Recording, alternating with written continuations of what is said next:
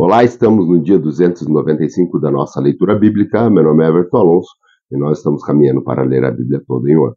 Peço que você possa deixar o teu curtir, o teu comentário, o teu compartilhar e ativar o sininho de notificações. Hoje, no nosso dia 295, nós iremos fazer a leitura em 2 Reis, no capítulo 3, iremos a 2 Tessalonicenses, no capítulo 3, iremos a Daniel, no capítulo 7, e finalizando a leitura de hoje, iremos a Salmos 114 e 115. Aqui em 2 Reis, no capítulo 3, nós vamos ler a rebelião de Moabe. Vamos ler sobre essa rebelião, que está aqui em 2 Reis, no capítulo 3. Diz assim: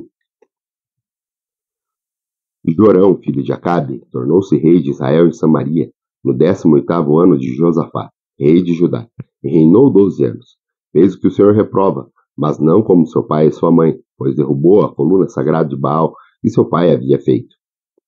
No entanto, persistiu nos pecados que Jeroboão, filho de Nebate, levava Israel a cometer, e deles não se afastou. Ora, Messa, rei de Moabe, tinha muitos rebanhos e pagava contributo ao rei de Israel 100.000 cordeiros e a lã de 100.000 carneiros. Mas, depois que Acabe morreu, o rei de Moabe rebelou-se contra o rei de Israel. Então, naquela ocasião, o rei Jorão partiu de Samaria e mobilizou todo Israel. Também enviou esta mensagem a Josafá, rei de Judá: o rei de Moabe rebelou-se contra mim.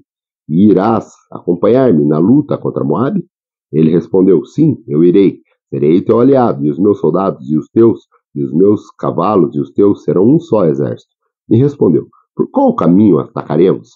Respondeu Jorão: pelo deserto de Edom. Então o rei de Israel partiu com os reis de Judá e de Edom. Depois de uma marcha de 7 dias, já havia acabado a água para os homens e para os animais. Exclamou então o rei de Israel: e agora, será que o Senhor ajuntou a nós os 3 reis para nos entregar na mão de Moabe? Mas Josafá respondeu: será que não há aqui um profeta do Senhor para que possamos consultar o Senhor por meio dele? Um conselheiro do rei de Israel respondeu: Eliseu, o filho de Safate, está aqui. Ele era auxiliar de Elias. Josafá prosseguiu: a palavra do Senhor está com ele. Então o rei de Israel, Josafá, e o rei de Edom foram falar com ele. Eliseu disse ao rei de Israel: nada tenho que ver com você. Vá consultar os profetas de seu pai e de sua mãe. Mas o rei de Israel insistiu: não, pois foi o Senhor que nos ajuntou 3 reis para entregar-nos nas mãos de Moabe. Então Eliseu disse: juro pelo nome do Senhor dos exércitos, a quem sirvo, que não fosse por respeito a Josafá, rei de Judá, eu não olharia para você, nem mesmo lhe daria atenção. Mas agora traga-me um arpista. Então, enquanto o arpista estava tocando, o poder do Senhor veio sobre Eliseu, e ele disse: assim diz o Senhor, cabem muitas cisternas neste vale. Pois assim diz o Senhor, vocês não verão vento, nem chuva, contudo, este vale ficará cheio de água, e vocês, seus rebanhos e os outros animais beberão. Mas para o Senhor, isso ainda é pouco, e ele também entregará Moabe nas suas mãos. Vocês destruirão todas as cidades fortificadas e todas as cidades importantes, derrubarão toda a árvore frutífera, taparão todas as fontes e encherão de pedras todas as terras de cultivo. No dia seguinte, na hora do sacrifício da manhã, a água veio descendo na direção do Edom e alagou toda a região. Quando os moabitas ficaram sabendo que os reis tinham vindo para atacá-los, todos eram capazes de empunhar armas, dos mais jovens aos mais velhos, foram convocados e posicionaram-se na fronteira. Ao levantarem-se na manhã seguinte, o sol refletia na água.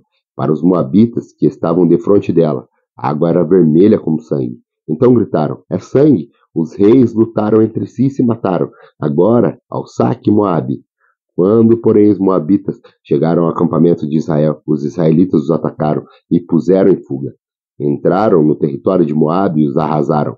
Destruíram as cidades, e quando passavam por um campo cultivado, cada homem atirava uma pedra, até que ficasse coberto. Taparam todas as fontes e derrubaram toda a árvore frutífera. Só Kir-Haresete ficou com as pedras no lugar. Mas homens armados de atiradeiras cercaram e também os atacaram. Quando o rei de Moabe viu que estava perdendo a batalha, reuniu 700 homens armados de espada para forçar a passagem, para alcançar o rei de Edom, mas fracassou. Então pegou seu próprio filho, o filho mais velho, que deveria sucedê-lo como rei, e o sacrificou sobre o muro da cidade. Isso trouxe grande ira contra Israel, de modo que eles se retiraram e voltaram para a sua própria terra. Vamos agora à nossa última leitura da carta do apóstolo Paulo ao 2 Tessalonicenses. Hoje nós faremos a leitura do capítulo 3. Aqui no capítulo 3, o apóstolo Paulo ele vai fazer um pedido de oração. E ele também vai fazer uma advertência contra as pessoas ociosas, que não têm trabalho e que não têm atividade para executar. E ele também dá as suas últimas saudações finais, enviando essa carta aos irmãos em Tessalônica. Vamos a essa leitura? 2 Tessalonicenses, capítulo 3. Finalmente, irmãos, orem por nós, para que a palavra do Senhor se propague rapidamente e receba a honra merecida, como aconteceu entre vocês. Orem também para que sejam libertos dos homens perversos e maus, pois a fé não é de todos.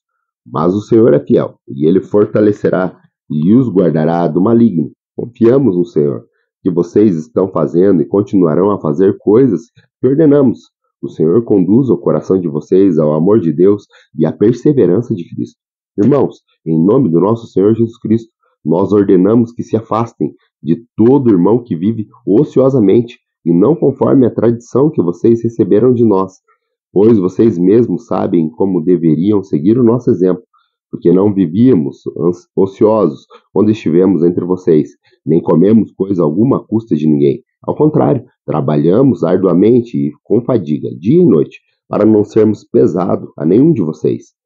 Não porque não tivéssemos tal direito, mas para que não se tornássemos um modelo para ser imitado por vocês. Quando ainda estávamos com vocês, nós ordenamos isso.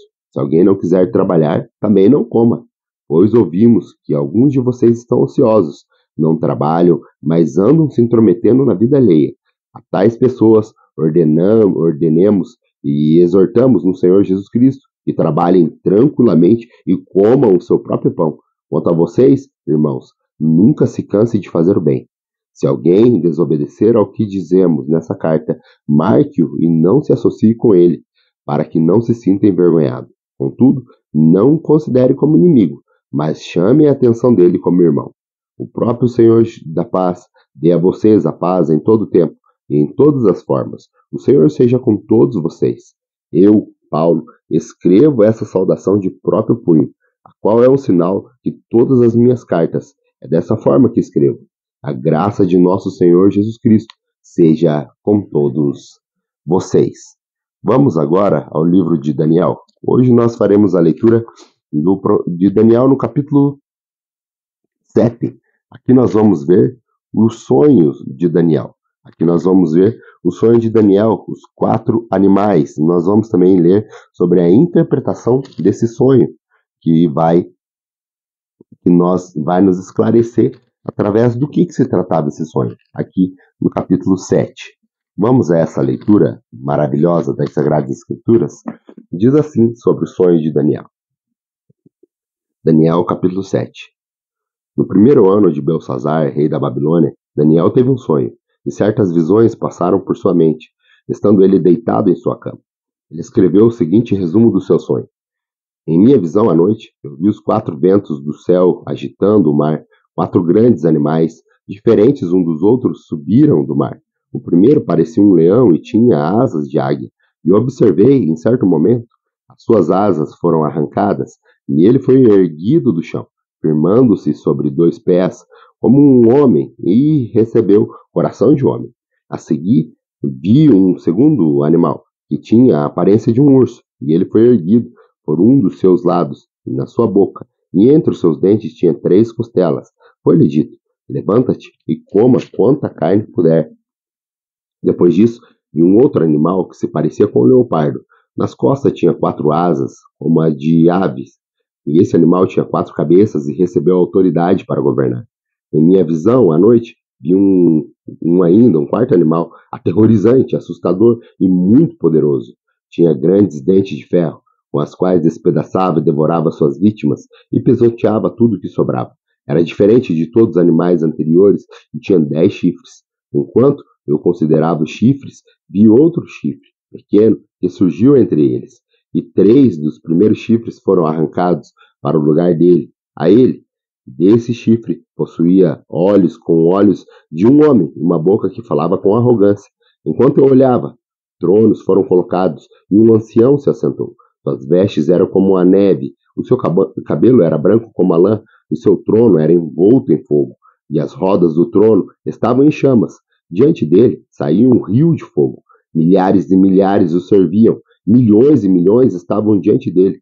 O tribunal iniciou o julgamento e os livros foram abertos.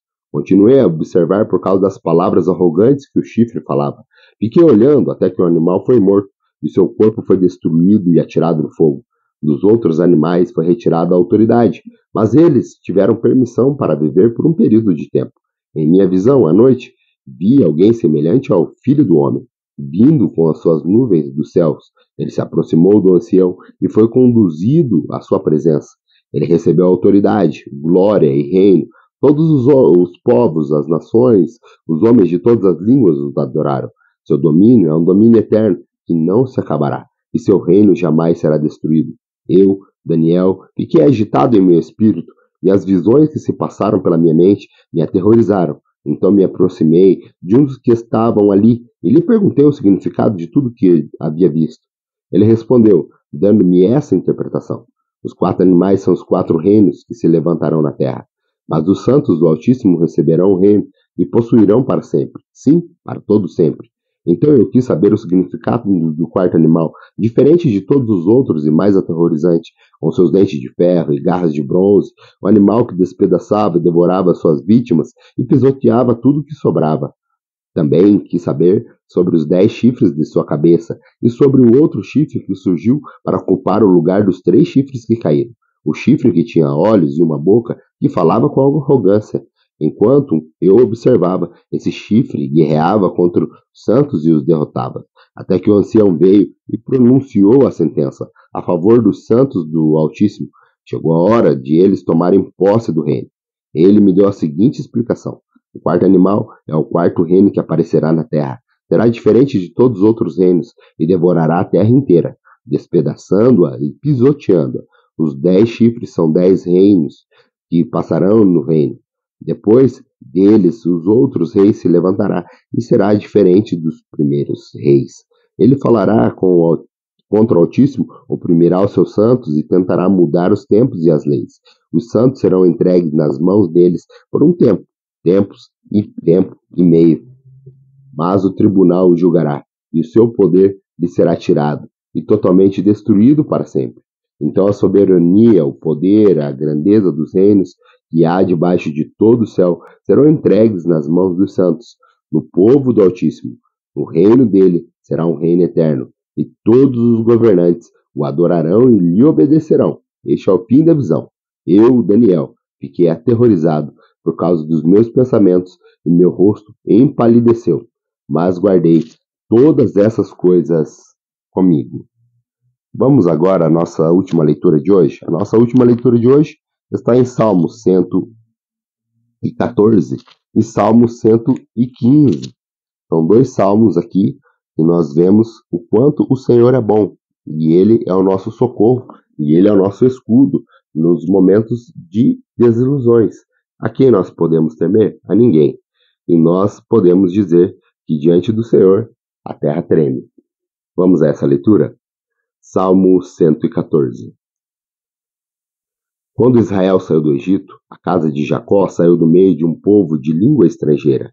Judá tornou-se o seu santuário de Deus, Israel o seu domínio. O mar olhou e fugiu, o Jordão retrocedeu, os montes saltaram como carneiros e as colinas como cordeiros. Por que fugiram ao mar? E você, Jordão, por que retroceder? Por que vocês saltaram como carneiros, ó montes? E vocês, colinas, por que saltaram como cordeiros? Estremeça na presença do Senhor, ó terra, na presença do Deus de Jacó. Ele fez da rocha um açude e do rochedo uma fonte. Salmo 115.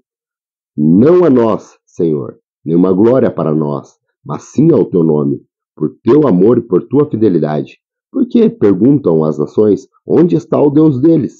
O nosso Deus está no céu e pode fazer tudo o que lhe agrada. Os ídolos dele, de prata e de ouro, são feitos por mãos humanas. Tem boca, mas não pode falar, olhos, mas não pode ver, tem ouvidos, mas não pode ouvir, nariz, mas não pode sentir cheiro, tem mãos, mas não podem apalpar, pés, mas não podem andar, e não emitem som algum com a garganta. Tornam-se como eles, aqueles que os fazem, e todos que nele confiam.